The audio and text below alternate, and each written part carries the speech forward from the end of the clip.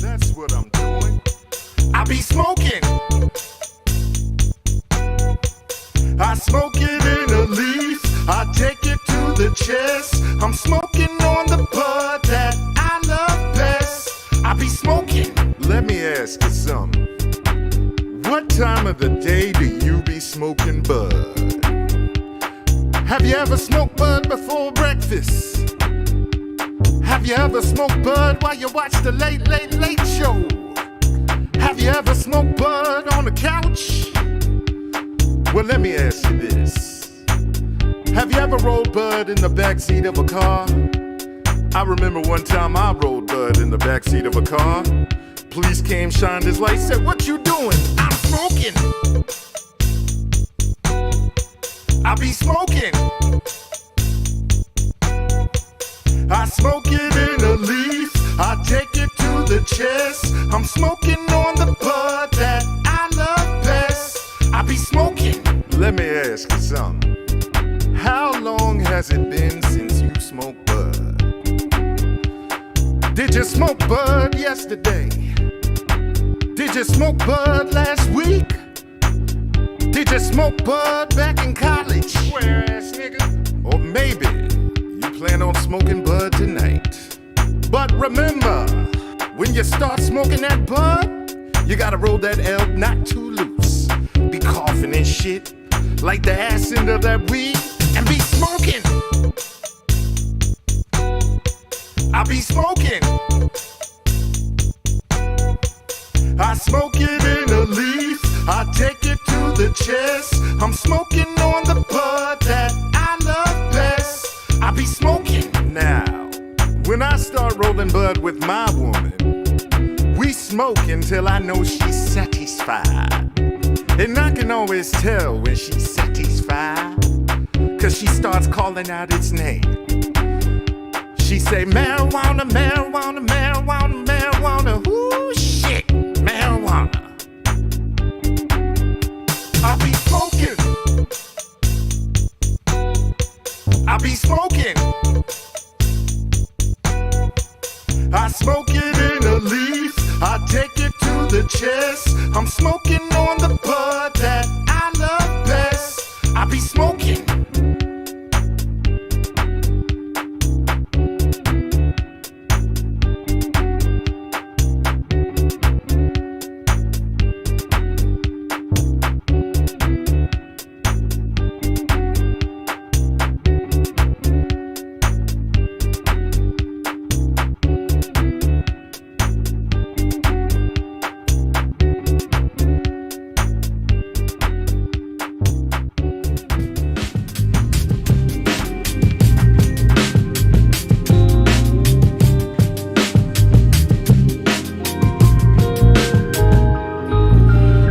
For you to touch, you can't break down the meaning.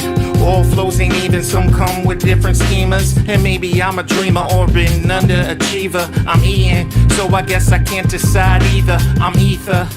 To these poets, they don't know it. My onus to opponents is to crush them every moment, and then take an atonement plus a day to enjoy it. Replay it when you relay to the DJ to explore it. You Chuck Norris to my Bruce Lee, G Conduit with the loose sleeve, not your average kung fu. I'm immersed in a style that seems indirect, and I build it from the ground like an architect. Read it twice and revise if a change is. Send it out and translate in different language. And while you languish in the anguish, claiming it ain't for the top, yeah, we swinging it, I'm swinging it. Oh yeah, I'm swinging it. The bottom is no problem when we mob it to the top, 'cause I'm bringing it. Oh yeah, I'm bringing it. That raw type flow, it never stops, give me props, keep on singing it. Oh yeah, they singing it. They hear it from the rafters, even the haters kinda have to, or that's dangerous. So yeah, that's dangerous. Come on, man, you don't even wanna go there.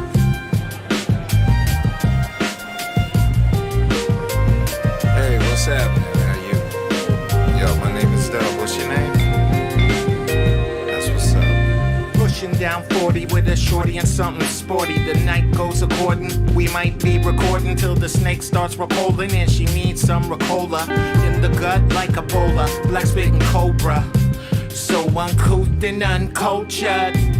yet she wants to get closer. I find a way on my tribe vibe. Get the name, spit the game, feed her wings from Popeyes. Later on, we be tipsy off of my ties. So buzzed, I don't even see her cocked eye. Local hits be cool, we going worldwide. She know my city live, from the treetops to the hillsides. I want that joy ride, she want that long term. Like a VP, but baby you an intern. Probably blow the scene the second that the ends burn. Angle it, ankle step, she throw it, so I'm slinging it. I'm swinging it, oh yeah, I'm swinging it. She knowin' what it is, so we get it how we live, and I'm bringing it. Oh yeah, I'm bringing it. I'll fit up in that crib, program your fire stick, and she's singing it. Oh yeah, she's singing it. She felt the chemistry between that several seat, now she's throwing it, and I'm slinging it.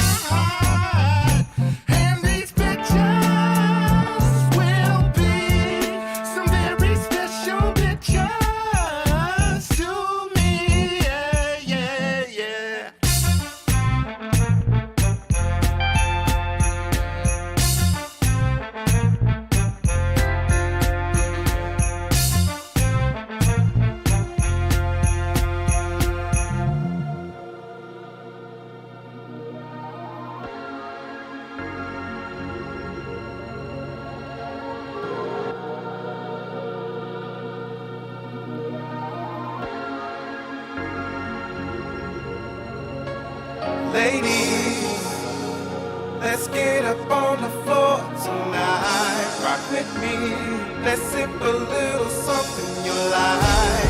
Maybe we should let it flow and do it all before the lights go. Keep living your life. This life is as real as it seems. It's as real as you think. It's as real as you dream. Since younger, had to hustle hard to get that cream. Last call, break her off, I'm the boss that she called king. Hustle, leave her harder, ain't no honor with thieves. Nah, hustle smarter from the corner with trees. I came up from the under to the top of the league. Doing what I wanna, I don't beg, I don't plead. Open up the summer, wipe the dirt off my sleeve. Fly, sweat, just one hell of a guy. Don't worry about the drama, I'm just living my life. And it ain't hard to tell when you're telling me lies. Revel in the moment, keep the feeling alive. Shorty rocking the boat, stay afloat when I die. Submarine deep, get some air when I rise. To the occasion, you wanna keep ladies. Let's get up on the floor tonight. Rock with me, let's sip a little something you like. Maybe we should let it flow and do it all before the lights go. Stop playing. Listen, I'm posted with a dime piece. Eyes looking low like I'm Chinese. twin 4-5s like the Siamese. In the VIP, every 5D. Patron on the rocks, boo. And anything else, yeah, I got you. Last call don't apply to us. We got a Sprinter and a party bus. We want cushion and train wreck. I'm just telling you how the day went. Flow so illy, wrist so chilly. From New York to Philly, my talk game is silly. I've been all around the world. Let me take you overseas. And I'ma do a couple shows. And make me a couple Ladies, let's get up on the floor tonight. Rock with me, let's sip a little something you like. Maybe we should let it flow and do it all before the last call.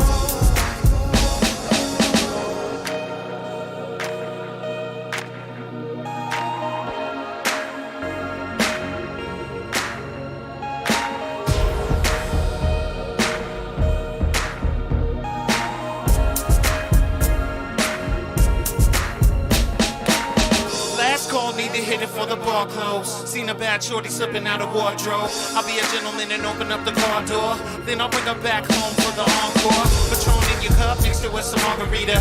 You ain't used to this life and how a player treat ya. More than just your facial features. The way the mother suckers reach ya. Glad to meet you, yo, you happy I came. I felt the chemistry insane before I knew your name. Slip shame to the side and threw out my pride. Took one more shot, then cleared out my mind. You the type I might drape in the limelight. Shorty thick, not to mention that I'm mine, right? For the eye and she gave me a wink. So I said my name is up, can I buy you a drink? Ladies, let's get up on the floor tonight. Rock with me, let's sip a little something you like. Maybe we should let it flow and do it all before the last call.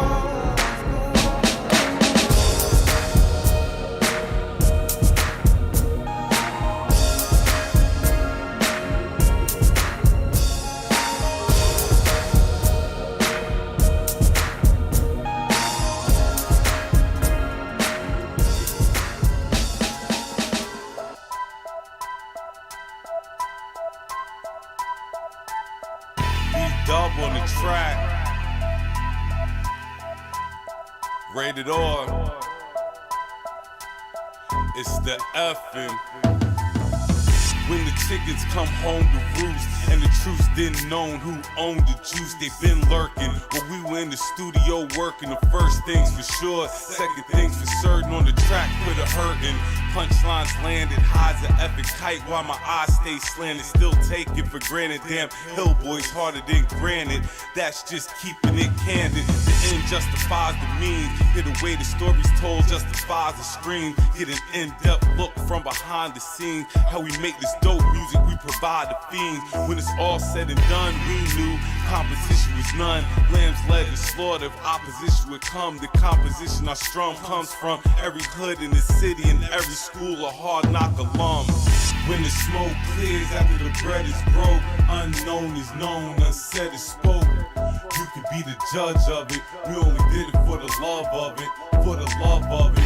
When the smoke clears after the bread is broke, unknown is known, unsaid is spoke. You could be the judge of it, we only did it for the love of it, for the love of it. Only thing that can break down is marijuana. I left the corners and started crossing the borders, traveling over waters, gain exposure without performing. You're only in it for the moment, you're of no importance. Take offense, but I'm known to state the obvious. Learn the hard way, I had to suffer every consequence. Give a damn about what you think, save your compliments. Go Duke blue in the face, lose consciousness. From negatives, I take the positive. Once you put it out, there ain't no stopping it. But I'm not seeking dominance. Prominent voice captures my audience. I used to give my all to be a part of this. Now it's just apocalypse, Babylon and politics. Lacking common sense, and it all sounds monotonous. How they just forgot that it was all about the effing. It's preposterous. Claim to be incontinent, more like incompetent. When the smoke clears after the bread is broke, unknown is known, unsaid is spoke. You could be the judge of it, we only did it for the love of it. Boom! And here it is. Coming to you live. Solo Dolo from the basement in Maryland. It is the effing podcast, and I am your solo host. Hitting it up, doing it up tonight on this Tuesday. It is I, B.D.U.B.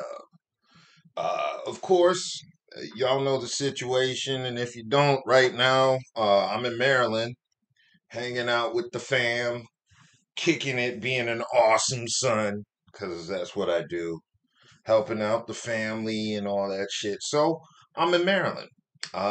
Shout out to Branson, Budha, Kelli Jo, and all the effing podcast fam back in Raleigh. Shout out to Budha, especially. Budha had the equipment set up Saturday night. We tried to give you a show. Unfortunately, from my understanding, because I was out of town Saturday, the internet went down at our normal spot that we do the show out of. So, unfortunately, because of that, we were unable to do a show. Well, Buddha was going to handle the duties of doing the show there, but the internet went down. Shit's weird, but it's happened before. We've set it up and we were ready to do a podcast one time, and the internet went down before, and we just had to cancel at the last minute. There's not pretty much anything you can do in that situation when that shit happens. So here we are on Tuesday, trying to get the name out, still repping FM podcast and all that. Gonna give our shouts out like we normally do. Shout out to Eighth and Fancy for all your adult beverage and snack needs. Shout out to Dank Drinks. They did bless me with my great flavored Dank drink, so I'm re-upping on the shout outs. Just basically shout out to anybody else who's watching, because we just blindsided y'all this Tuesday. I didn't really advertise. I didn't know. I didn't really have a plan on going live, but then I was just like, fuck it. We need content. So content it is. But I guess we're gonna start the show on a somber note. Uh, pretty much with what's going on in Memphis right now with the Tyre Nichols situation and the 5 cops who beat him to death. And now they are going to be tried for, I believe, second-degree murder. And it's a tragic situation, of course. And I've heard every talking head over the weekend. I saw the video when it came out Friday. If you have not seen the video, I don't believe you have not seen the video yet, because the news has gotten a hold of it, and you know how it is once the media gets a hold of videos like that. Whether you want to see it or not, it's you're gonna see it. Somebody's gonna show a clip of it. It's gonna piss you off and fuck your day up, like when I went to see Rosewood in the movie theater when I was a teenager. Fuck my day up. I only imagine it must have been uh pretty horrible situation. The one thing I will say, of course, Tyre Nichols was 6'3", and from my understanding, like $150, because he had Crohn's disease, which really fucks your stomach up and causes you to be underweight. So he was sounded pretty frail and not too much of a threat physically. But real talk, I really don't want to stay too long on this topic because, truth be told, there's nothing I can add to it. I mean, I feel the same way everybody else does. Seeing black people get beat up by cops, even black cops, it's nothing new. I mean, we remember watching Boys in the Hood with that scene they parody with Bernie Mac on "Don't Be a Menace." We know how black cops work too. I had a few encounters with those wonderful black cops when I was at Central. Um, and it's kind of the same thing with cops. There are a few that you don't piss them off and you're around them on campus or something. Like when I was at Central, it's cool, but the same issue with black cops is the same issue with white cops. It's the same issue with cops. Anybody can get drunk with power and authority. With that being said, based on what I saw in the video, I definitely believe it's a lot deeper than just a regular cop civilian interaction. I personally believe there was a history between Tyre and one of those cops. And I believe one of the cops probably knew him or and probably had something against him. Generally, when it's a situation like that and nobody, has a major conflict with him, there's probably a woman involved or something like that. I don't like speculating on shit like that, but I'm prepared to hear something along those lines as more details come out throughout the week. And that's it. I've been listening to Black Cop by KRS-One, Boogie Down Productions and all that. So, cops are cops, man. I remember being in Houston a couple times, and there was like this strip of black clubs we went to in Houston where it was just a bunch of black clubs, and it was black cops patrolling it. And just from the visuals I was seeing, those cops were pretty cool. I didn't know them or anything like that. It's just I saw the interactions they had with the people. The people would greet them, give them dap, smile, have a conversation with them, joke, smile, And the cops seemed pretty cool. They were all black, and most of the people on the strip at that time were all black.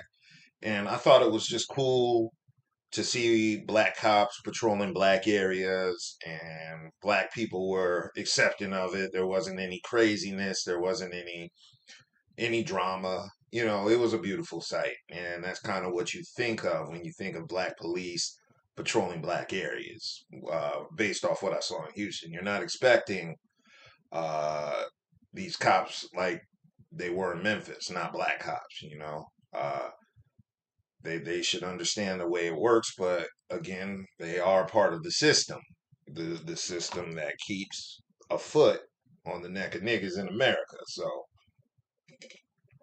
race doesn't, necessarily uh, prevent, cops from being corrupted and abusing authority.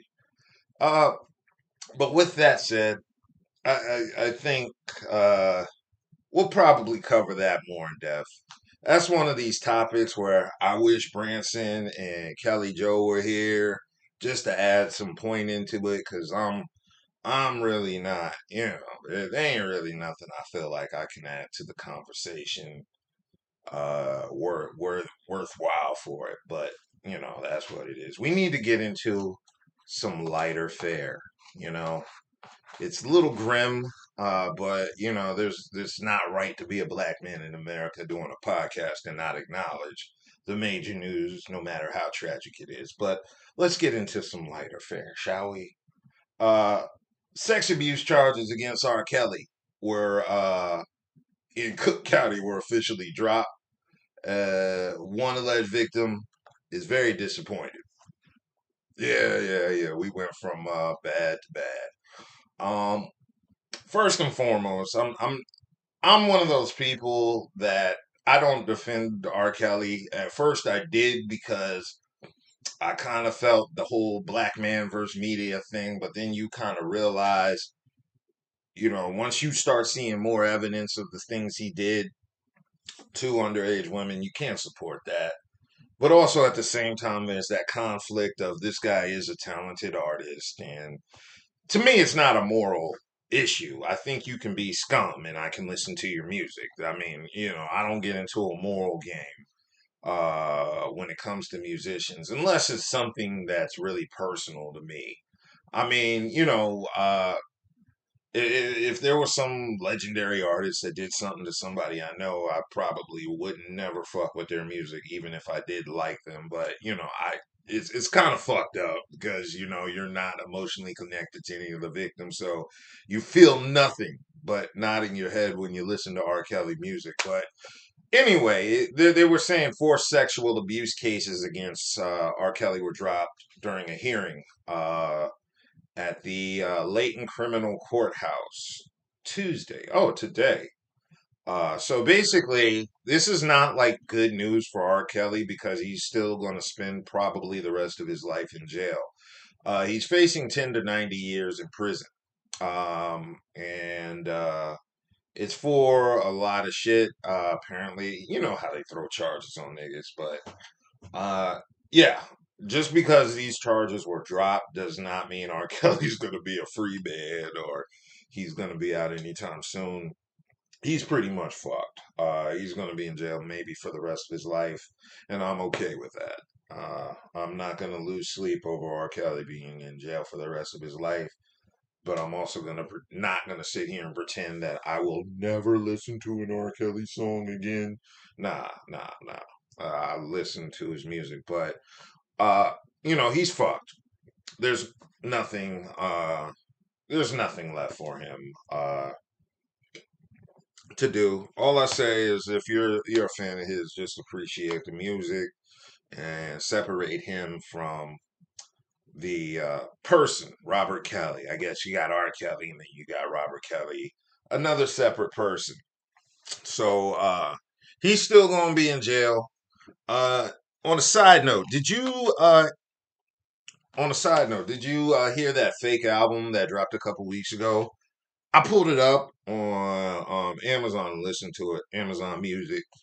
It was pretty dope. I did not know it was a fake album though, so it's not there. If you missed it, you missed it. I think it's still available. I mean, it's not worth really hearing. But I think it's time to get to some real, more happier fanfare. Uh First, we are gonna start with "Fuck the Cowboys." I'm used to having Budha and Branson as my backup singers right there, and us harmonizing "Fuck the Cowboys." I handled the baritone. We are preparing for Super Bowl 57 with Branson's Philadelphia Eagles versus the Kansas City Chiefs. And let me tell you how I found out it was called Super Bowl 57. I had to Google it because I do not know how to read the Roman numeral 57. I don't read Roman numerals past, the basic ones like, 3 and 5. And once you get to like 20 plus in Roman numerals, I don't know that shit. I would remember that shit like back in grade school when they tested me on it, but like when you work in the IT industry and you're constantly having to like learn new shit, you don't have time to really relish in old ancient shit like Roman numerals. So I had to find out that way it was Super Bowl 57. So I'm cool with both teams. I don't have a beef with the Eagles, but sometimes just to fuck with Branson, I pretend I do. My beef is with the Cowboys. It's always going to be fuck the Cowboys. With that being said, the reason it's fuck the Cowboys is because all of our teams are in the NFC East as well. So Branson's team is Philly. Buddha's team is the Giants. My team is the Commanders. And, we all form like Voltron against the Dallas Cowboys in our conference. So, when we say fuck the Cowboys, we mean that shit because, one of our teams' success is dependent on Dak Prescott fucking up like clockwork. He's the second generation of cowboy quarterbacks that just fuck shit up at the last minute. Like, did Tony Romo really handed the baton to Dak Prescott? He's like, nigga, I want you to have all my pros as well as all my cons. And, it was great watching the Cowboys lose. It was great. People automatically go, well, what about the Commanders? What are they doing? And it's like, look, dude, I'm a Commanders fan. We ain't winning no goddamn Super Bowls anytime soon. I wish we would. And, when the time comes, or, if we get halfway through the season and shit is good, I'm cool with starting to root for the Commanders. But, I stick by my team every season. Every season I root for them, whether they lose, whether they win. But we're not delusional about it. And I think that's what separates the average NFL fan from a Cowboys fan. The Cowboys fans are like the New York Yankees of the NFL. It's just like every year, no matter who they have, what their potential isn't, everybody swears they're going to make it to the end. It's like, oh, the Knicks are the same way. Um, but that's why I'm not a big fan of Cowboys fans. And that's why even when my team is losing, it's still fuck the Cowboys. Because at least we're humble about our team, whether we're winning or losing. But this is gonna be a big deal, I guess. They said it's the first time two starting black quarterbacks face off against each other, even though they most likely won't ever be on the field at the same time once the game starts. Uh, I didn't know that. I'm gonna be honest. I thought a couple years ago that that was already like etched in history, but apparently, I thought like when the two black coaches squared off in the Super Bowl, that was the end of the black, you know, record thing. Because when Doug Williams won, that was momentous. I was like, first time a black quarterback won, and then you hear this black quarterback did this. The first time these black coaches were in the Super Bowl, and I'm like, okay, I'm pretty sure every position has been covered by a black player in the Super Bowl, but now, nope, no, no. We got two starting black quarterbacks facing off, and that's apparently new. I didn't know that myself. I thought that had already happened. That's why I'm kind of like, really. Um, I don't know anybody pulling for anybody. Who's pulling for who? During the game. Um, I don't know. I think the Eagles have the edge just from the way I saw both teams play in the conference finals. I think the Eagles are going to take it. Um, but if it's close, I could really see the Chiefs pulling it off. I think Jalen Hurts is pretty cool, but I think Patrick Mahomes is a much better quarterback. And I think if it comes down to last minute, then I could see the Chiefs, and the game is close, I could see the Chiefs pulling it off. The only way I could see the Eagles winning it is if they like whoop their ass, like the way they whooped the 49ers ass. If that happens, then yeah, I could definitely see the Eagles winning. But if it's like a close game and the Chiefs get it in the 2 minutes, I don't see the Eagles beating them. But where are you going to watch the game? Feel free to let me know because I'll be in Raleigh for Super Bowl Sunday. I will pull up. If there is a grill available, I am bringing beef ribs. So give me my little spot on the grill and let me do my thing. But we're going to switch gears up. Let's see what else was popping. Oh, yeah. I was watching this clip. Speaking of Eagles, I was watching this clip and they had like Gabrielle Union talking to Seth Meyers on his show, and she was saying there was some group chat where the people in the group chat were saying Jalen Hurts was cute. Uh, this is another moment of emasculation, subliminal emasculation. Gabrielle Union is pulling on D Wade. So basically, if you haven't seen the clip, she's on Seth Meyers' talk show, just basically saying she has a group chat. She didn't say who was in the group chat. From my understanding, it could be D Wade and his solder. Uh, I don't know if you called her a solder or yeah, you would have to because the only other word is like dog. Or wait, call her Don. Yeah, daughter, son, Don. No, solder sounds better. But anyway, it could be just those two discussing Jalen Hurts. You don't know who's in that group chat, but I just felt it was kind of odd that she felt the need to mention that. Just another subliminal shot at D Wade that she really didn't have to take. But besides that, there was some other news going on that's a little bit scandalous to me. There's Jay-Z's bodyguard. Jay-Z and Beyonce's former bodyguard, calling himself Uncle Ron, was on TikTok dropping some allegations against Jay-Z and Beyonce, threatening to expose them. Basically, he allegedly accuses Hove of ending Carrie Hilson's career because of the beef between her and Beyonce.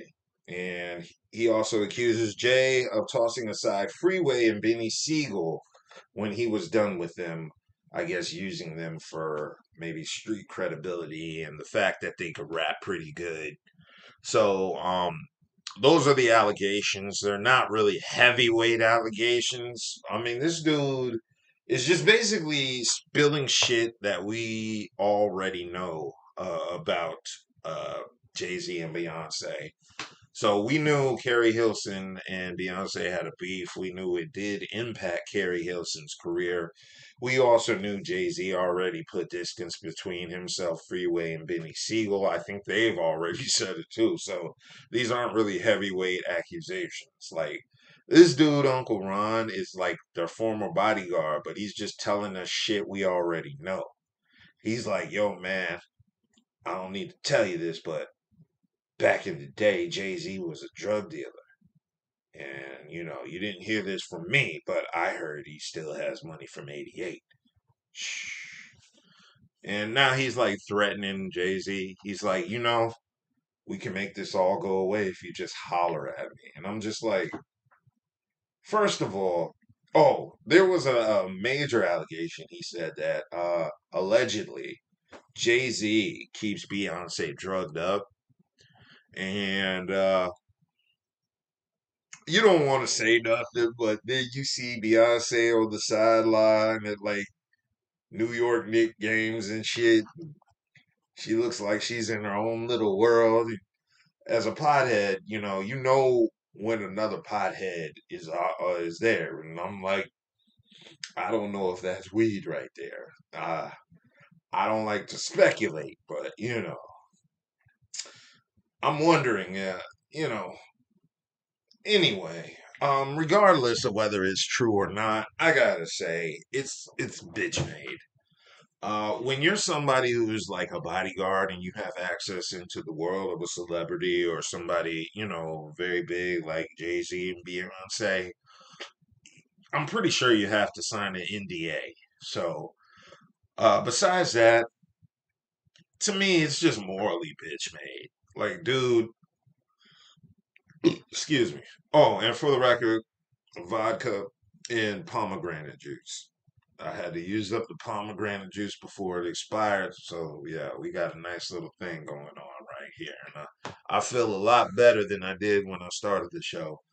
But, yeah, first and foremost, that's bitch made. Real talk.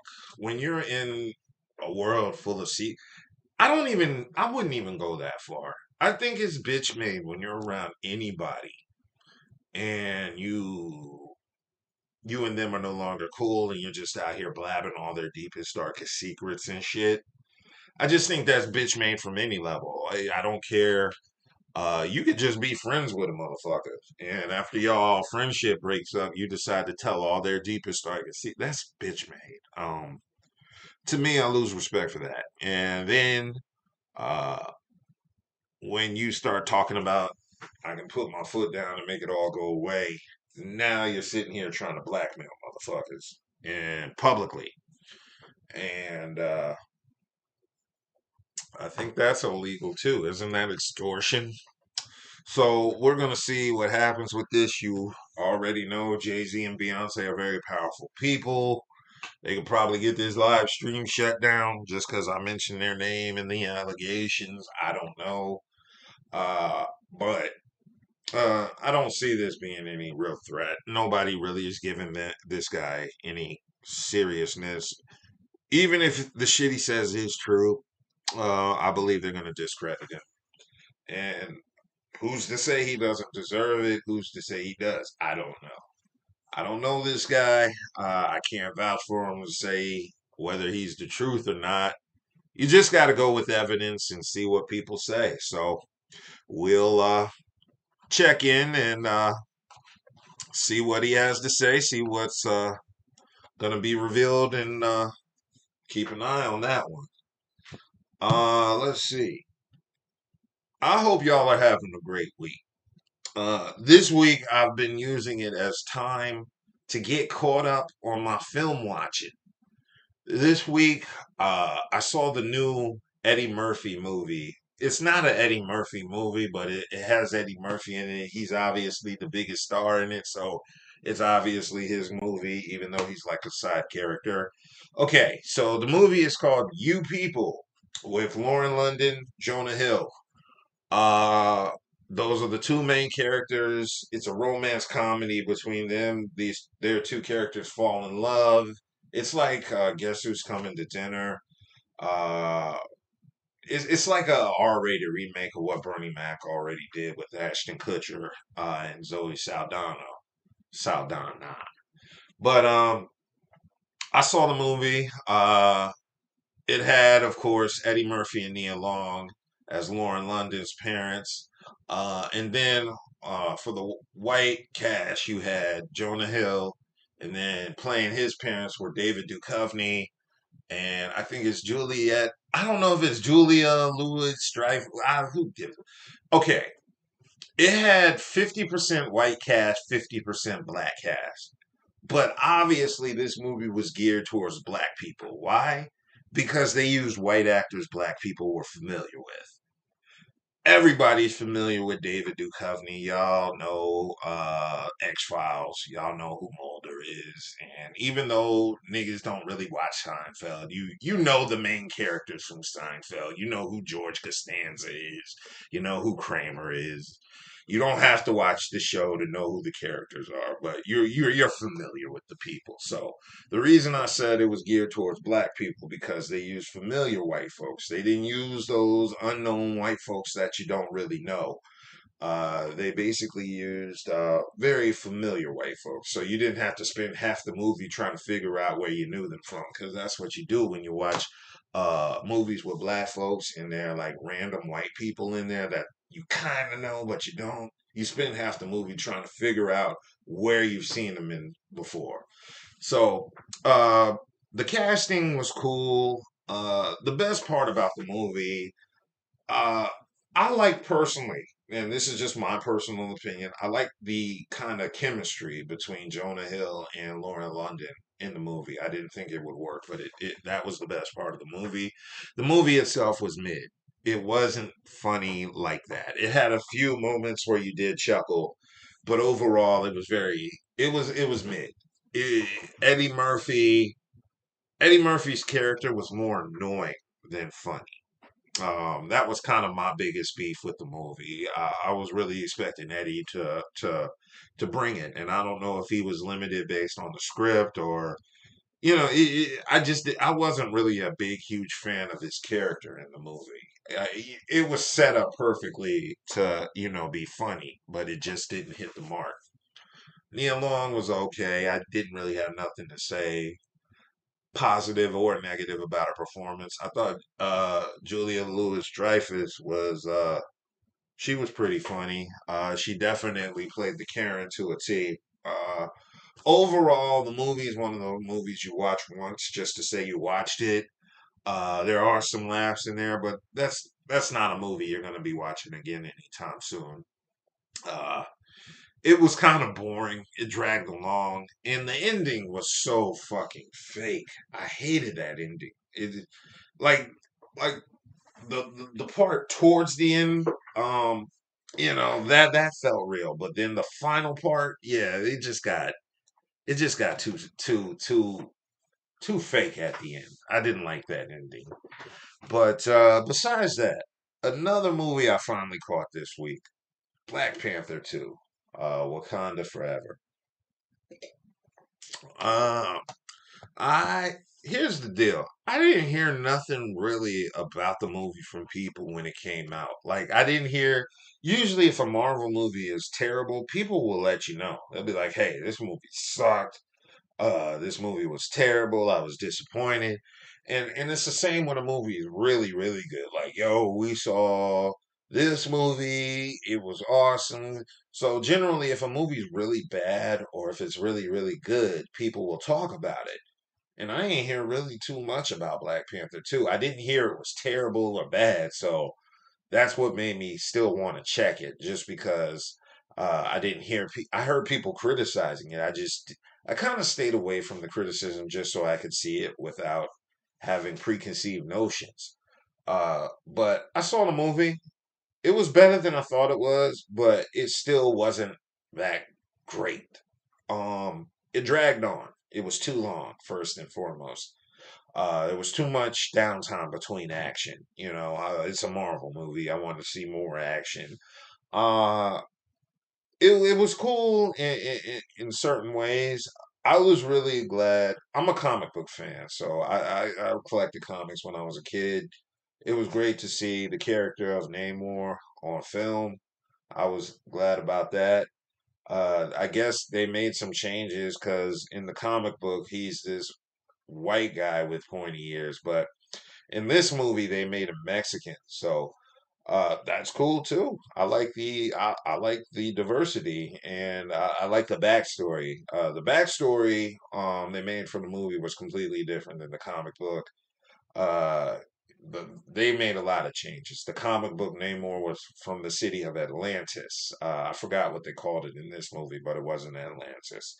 The movie was cool. The visuals were awesome. The story was the motivation behind the Namor was I wasn't impressed, but I really like the character. I'm looking forward to seeing more movies with the character of Namor in it. It was it was overall a dope watch. That's one of those movies I don't mind watching again because it was better than Thor: Love and Thunder. Uh, it was probably one of the better Marvel. It was probably the best Marvel movie released in 2000. Well, no. I like Doctor Strange too. I'm privy to that. That's still my joint. Doctor Strange is like my favorite Marvel movie. The one and two, I really like them both. Um, what else we got popping off? I didn't come with like this full list of shit, and usually we have like some sort of relationship topic. Uh, I don't really have a relationship topic. Oh yeah, I do. Never mind. Basically, Lala. Lala was on the Breakfast Club. Excuse me. Lala was on the Breakfast Club with Charlemagne and Envy, blah blah blah. Basically saying that she doesn't hear people who aren't married saying they want to get married. She's basically saying all of her married friends are miserable. And you don't know if that's actually a reflection of marriage in this country currently or if Lala's friends just ain't shit. You don't know. You don't know. Because I'm like, who are your friends? What's their history? I mean, I could give you more of an insight. Possibly if it was one of my married friends, because I would know my married friends and they would give me a little bit more insight. But I gotta say, marriage, yeah, I'm seeing a lot of people get married. I'm seeing a lot of people getting divorced now. Uh, yeah. And as far as Lala, she's been on this tear lately, bitching about how hard dating is since she and Carmelo broke up. And I'm just kind of like, yeah, dating is hard. You kind of reach the apex of where a lot of women would like to be with a multimillionaire superstar NBA player. This isn't some dude, who was in his prime, struggling to get signed with teams. This is Carmelo Anthony, legendary NBA player. You reached the pinnacle in terms of marriage, Lala. You had the multimillionaire husband. Um, I'm pretty sure you were mad at him for cheating, but he had millions of dollars, and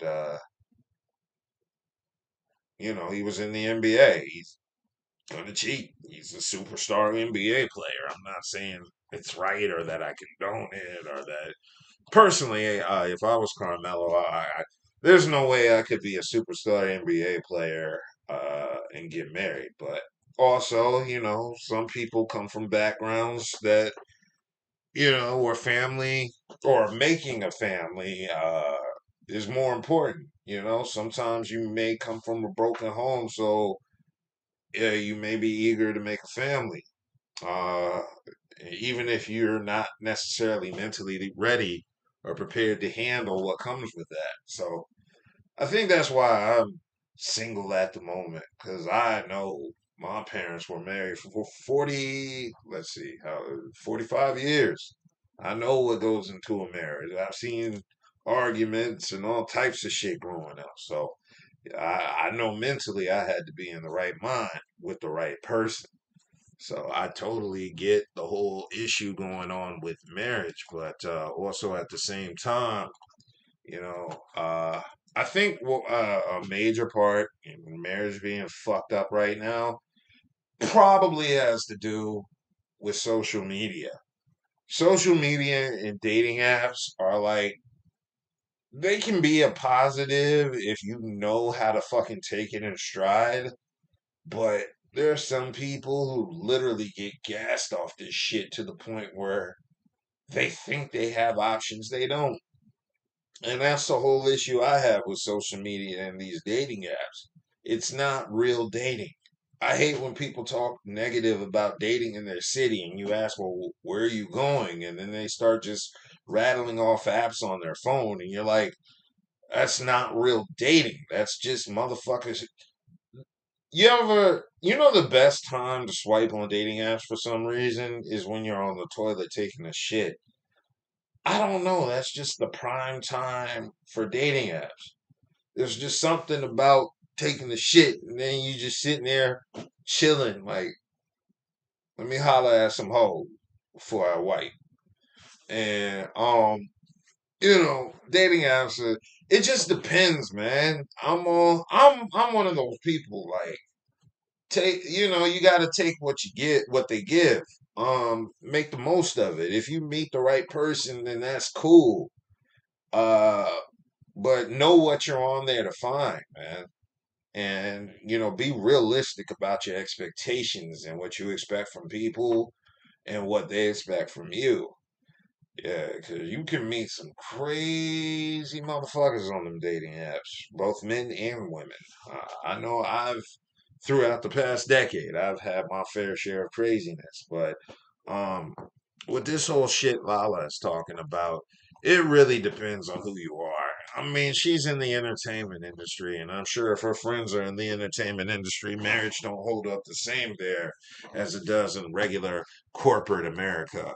It just depends on the people you're around. So with that being said, you know, I don't really agree with Lala, where she thinks most married people are miserable. I just think it's her circle. And newsflash, ladies, watch who you get advice from, especially from your homegirls, because you know I've heard stories in the past couple weeks about you know, single women with single friends, and their single friends are leading them astray in relationships. The thing is, you got to learn which girls, you know, which of your homegirls you can take advice from, and which of your homegirls you can't. And that don't mean just because you can't take advice from them that they ain't your homegirl. It's just they ain't got they ain't got nothing popping on this topic. And that's something dudes don't really have a problem with. You know, we learn through experience. Hey, I got friends I can party with, but I can't get money with. And I got people I can get money with that I don't necessarily want to hang around when I want to chill and watch the game and shit like that. Learn who your friends are, people. And then once you learn that, you know, you're able to better process their advice. You know, if you got a nigga who's your homie and they got a bunch of baby mamas, you know, you really don't want to take relationship advice from that person. Not saying they don't have any gems to drop, it's just proceed with caution. Always look at a person's life when they're giving you advice. But besides that, I'm pretty much running low on topics. I didn't really have a full set of topics on here. I just wanted to come out, keep the podcast going. But there was some craziness going on, and this one was kind of funny. Yo, I didn't even want to cover this, but we had to take a look at this. Okay, there was some shit going on in British Columbia. Uh, a person, A transgendered woman claims she is devastated after being banned from a female-only gym. So you had a transgender woman, which means a person born male transitioned into a woman, was basically barred from going to an all-female gym that she joined, saying the members would feel uncomfortable working with a person of their size and their male voice. Now, the person's name is Bridget Klein Simpson, who signed a membership agreement at an all-female fitness center in British Columbia. But after they signed it, they were denied because they basically found out. They basically found out that this person was transgender. Well, you can see. I found a picture. I only brought this up because I thought it was funny. There you go. There you go. That's the transgender woman. Okay. For those who may have not understood why the women were uncomfortable, you kind of see it. It's Peter Griffin in a wig.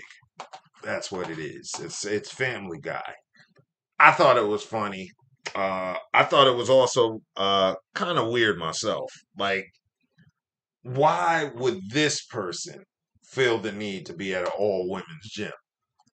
Why? Do you go to a regular gym and have to deal with, the men hollering at you when you're just there to work out and try to lift weights? Why did you feel the need that you had to go to an all women's gym? Uh, an all women's gym.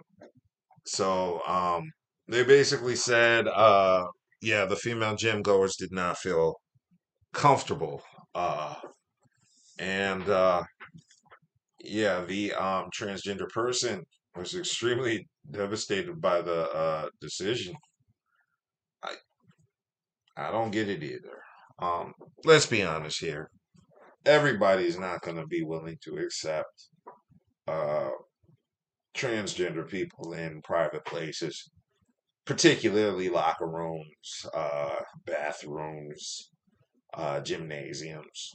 Personally, I don't have a problem with transgender people. I will call you by your name you wish to call. I will try to use the right pronouns and adjectives because I don't like to generally make people uncomfortable. Well, at least not in person, maybe through the podcast because I'm just chilling. But yeah, but I don't get that one. Why did you want to go to a all women's gym there?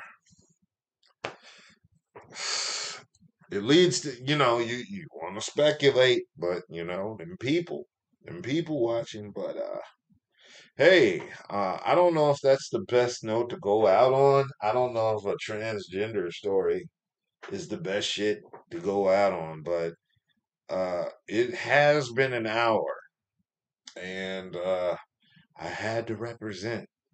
So it is now 11:15 East Coast time, and it is Tuesday. So I have a whole rest of the week. I'm trying to plan an itinerary. Be back in NC soon. Um, we got a lot of shit coming up. It is officially now the 31st. Well, it'll be February by the time the masses see this. We got a lot of shit popping coming up with the podcast. We are in the process of getting a new location set up.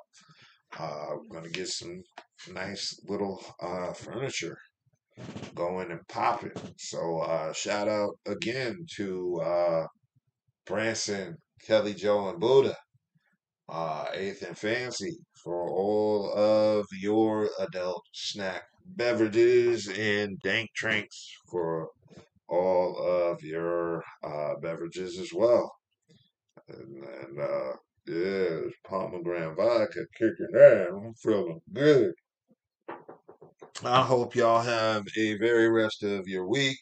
and may it be productive and full, and may all this rain stop so I can have clear skies driving. I'm also in the process of putting together a couple of film projects. One is a short film I'm writing, and the other is going to be a feature film. So we are working on that. Shout out to the homie Bash Wallace. We out here getting it. So yo, it is the Evan Podcast. It is B.D.U.B, and we are going to be coming back Saturday. What is Saturday? It is the motherfucking 4th, February 4th. So yeah, we gonna be coming back Saturday. The whole gang will be here. And we'll be here for all your criticisms, love, and hate. Make sure you hit the like button. Make sure you share our shit. Leave comments. All that shit. It all affects the algorithm. And let me tell you, when y'all do little stuff like click a like and share our shit, it does spark the algorithm. And we have been getting some new viewers. So shout out to the new viewers that weren't expecting me to pop up on a Tuesday, because I wasn't expecting to pop up on a Tuesday. But yo, y'all, peace.